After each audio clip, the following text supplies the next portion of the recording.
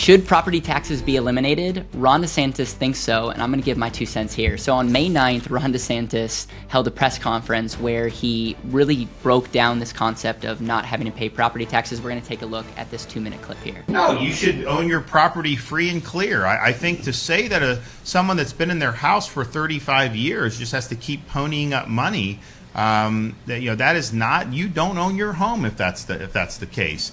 So yes, of course, I'd like to see people be able to owe free and clear. And it's interesting because it's like if I go to Best Buy and buy a flat screen TV and put it on the wall, I got to pay a sales tax on it, right?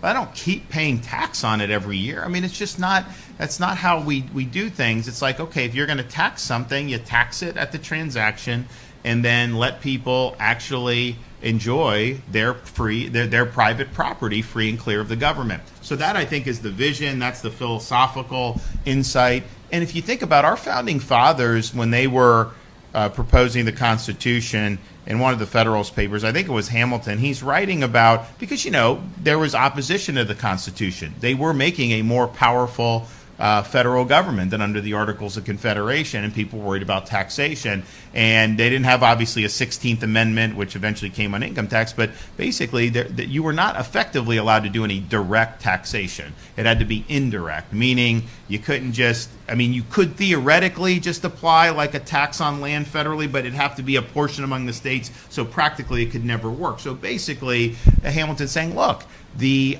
indirect taxes are the most effective, efficient way to raise revenue for the government, because they basically allow the individual to choose how much tax they want to pay based on how much they're consuming. And there's a security, there's a protection against excessive tax in that regard, because if the government raises consumption tax too much, it kills the golden goose, because then it causes people to stop purchasing as much. But he said taxing property is one of the worst forms of taxation, because people don't have a choice in the matter, and you're just basically drilling these folks over and over again on tax. And so it's an issue that I think's pinched a lot of people, but philosophically, it was not the way that that the federal government was constructed. Now, I understand local; there was a history of it, and that's kind of been the norm. But man, you talk about family of four having the median home price that is purchased in Florida, that's a pretty hefty tax bill right there when you come in after buying a home. When you consider what the average income is throughout the United States of America, the math just doesn't add up. And I think that's why people want relief. I appreciate Ron DeSantis even bringing this up. I'm obviously not a fan of taxes in general. So anytime someone's proposing like, hey, let's lower taxes, it gets my attention. But I also am a realist. And I think part of the issue that comes along with even Trump's big, beautiful bill is, on one hand, I'm like, yes, I love the fact that there's so many tax benefits that are going to benefit me personally. But you also have to realize, like, we have children that are going to have to inherit whatever decisions we make. And unfortunately, it seems like we're just continuing to kick the can down the road time and time again. And I would love for us to think, like, what are our grandchildren who aren't even alive today going to think about the decisions that we make? And so that's kind of the framework that I think through from a standpoint of, yes, I want to lower taxes, but I want to create incentives that are best for people. So at the end of the day, Tom Wheelwright, the author of Tax-Free Wealth, he talks about like looking at the tax code as a treasure map of finding the incentives, and ultimately the government or the local government or state government will give you certain benefits for doing something that's actually in their best interest. And so I think the conversation comes down to,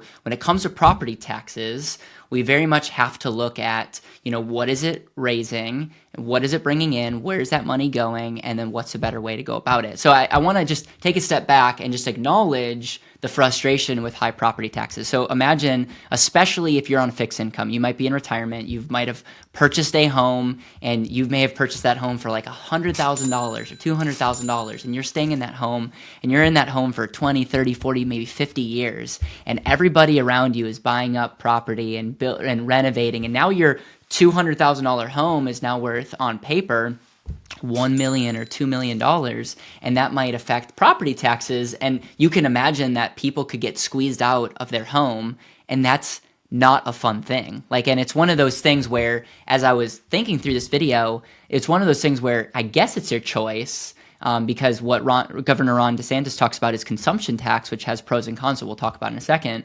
But it's one of those things where you don't have a choice. Like, someone technically could be corrupt. They could bump up your taxes and push you out, and you really don't have a choice. You're in that home, and it's just the reality of what it is. Now, one thing that I want to be clear is I don't think this should have anything to do with whether you're paying for your house with a mortgage, if you have a reverse mortgage, or whether you've paid cash. I know when Governor Ron DeSantis talks about owning your house free and clear, but you don't really own your house, like, exactly. That's one of the reasons I believe that paying off your house might not be the right fit for everyone, because of that same reason. It's like you really own your home if you still have to pay property taxes, but it doesn't have anything to really do on how you pay for that house. That's one thing I just want to address. Now, when we looked at the data, we saw that in Florida alone, property taxes brings in over $50 billion a year. I mean, just think about that. $50 billion a year comes in from property taxes. And if you look at that, this goes to pay for schools, roads, police, and actually almost 40%, 39% goes to county governments, 39% goes to schools, 16% goes to municipalities, and 6% goes to like independent special districts. And so the conversation comes down to these two things. And I don't want to be a broken record, because this is going to be my stance on a lot of topics on this channel is number one, do we need $50 million in the state of Florida? I'm saying I don't live in the state of Florida, but if you're in Florida, $50 billion, like, do you need that money, or how much of that is necessary? That would be question number one, because how cool would it be to have no property tax and not be in need of that 50 billion? But part of me feels like that's not an option. So then the next question is there a better way to get that tax? Is there a better way to get that tax? And that really should be the philosophical conversation that nobody wants to have. It seems like Democrats want to just give money and don't want to ask how we're going to raise it, and then Republicans want to give all these tax breaks, but then they don't understand like where that's coming from. And so that really needs to be the conversation. And so the two tax components, I don't have the solution, by the way, so please in the comments, you let me know your thought process. What would you do if you're Governor Ron DeSantis, and what are some of the things that I'm not even mentioning here? There's a lot of different ways that you could substitute the loss of $50 billion of tax revenue. I want to give two suggestions that may be worth looking into, and I would love to hear in the comments what your guys' thoughts are. So number one, I want to talk about the consumption tax. This is something that Governor Ron DeSantis touched on, and I think it's worth looking into. And then the other thing that I want to look into is actually using sales tax on home. Now, I would love to hear how that wouldn't work, because when I think about it quickly, it seems like there could be some pros and there could be some cons. So one of the things that Ron talks about is consumption tax, and the pro of consumption tax is you're paying for what you're using. So this is something that, it feels like the most fair. When he talks about indirect tax, this is something that is indirectly taxing. You're choosing to buy X, you're choosing to buy the Gucci bag, you're choosing to buy the private jet, you're choosing to go out to dinner, you're choosing to buy this thing, and as a result, you're going to pay tax for that. And it very much not just punishes or taxes the residents of Florida, but it also potentially puts a premium on the people traveling in. Now, you want to be careful, because if Florida had like a 20% tax, you could be disincentivizing people to come. So there's always a line, and a lot of times, if you're California, you kind of know this. There could be a way where you're taxing people too much. You think you're brilliant because you're bringing in all this money, and then you're just creating an incentive for people not to be with you. And so there's that aspect that Florida would have to be careful about. But a consumption tax is essentially that whole deal, is like you're going to pay a premium for what you're using, but you get to choose it. Unlike the lady who's at the mercy of a politician raising the taxes, she or he would be able to decide what they want, because it should be factored into the prices. So that's like the pro and con when it comes to the consumption tax. Obviously, the big negative to a consumption tax is it could really hurt individuals who don't have a lot of means and money. And so that's kind of been the whole pitch for a while. And that's why I think income tax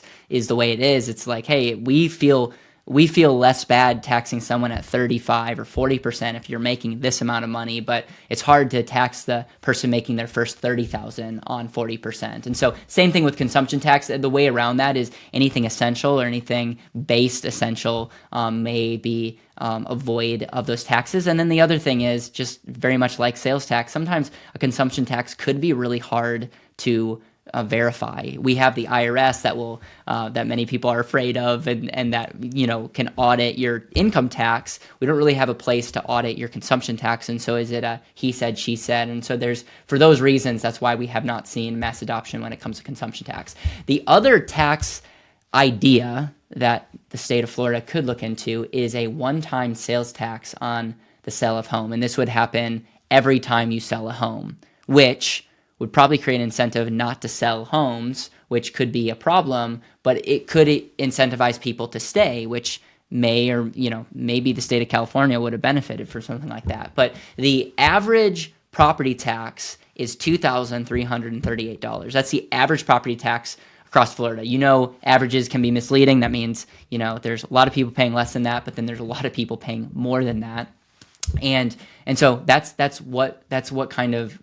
average that's coming in. Now, the average home price in Florida is $389,000. Now, the state of Florida has a 6% sales tax, and so if you did that, if you bought a average home in the state of Florida at a 6% sales tax, that's an additional $23,340. And so the idea would be that's a front-loading 10 years of payments of property tax, but after 10 years, you actually would be quote-unquote ahead if you stayed in your home 10 years. I think obviously the pros is, you could potentially bundle it into your mortgage, and so that could be a pro. You're not necessarily feeling that today. The state of Florida gets an influx of cash, but I think some of the cons are you would be potentially making it a lot harder. You would make it less attractive to buy homes in Florida, because if no other state does that, it's like, man, now the state of Florida is making things 6% more expensive, and it doesn't even go to the owner. So it might kill a lot of renovations. It might kill a lot of flip deals. It might kill investors. But you would incentivize long-term holding, which could be good, could be bad. And it's just a thought. It's just a thought experiment as it relates to that. Again, I would love to hear your thoughts on, do you think this is a good idea? What are ways? Because I would love to say, let's just cut tax, let's cut tax. I would love that. But I also know that there are $50 billion that are being used that we could all agree that maybe Elon and Doge could go in and maybe cut some of that. But some of that is real, like it's like roads and schools and all that are really using that. And so the question would be, how much money would you need? And then how are you going to raise that money? And I'm curious if I'm missing any obvious things about other ways that we could tax in a more fair way. And I know that's kind of a weird thing to say. How do we tax in a more fair way? So anyways, appreciate you watching this video. Love to hear your thoughts. Again, if you enjoy these videos, please subscribe. Let us know what your thoughts are in the comments, and we'll see you next time.